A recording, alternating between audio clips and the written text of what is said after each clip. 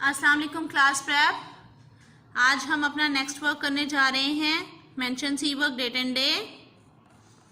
हम आवाज़ अल्फाज बनाएं, ठीक है। 1 2 3 ये हमारी नंबरिंग है। जब आपके टेस्ट वगैरह होते हैं तो इसी नंबरिंग को फॉलो किया जाता है, ठीक है।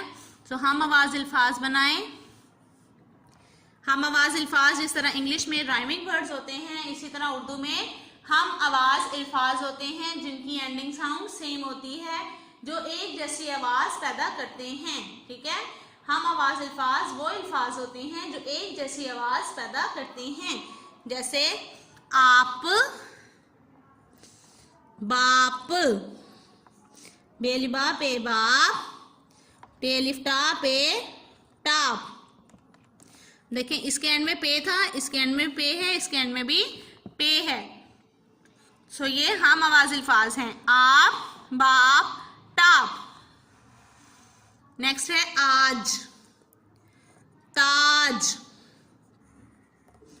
राज, ठीक है। आज, ताज, राज।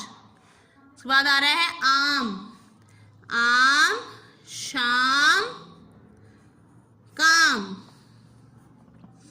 सो ये हैं हमारे हम आवाज़ अल्फाज। एक दफ़ा दोबारा देखें।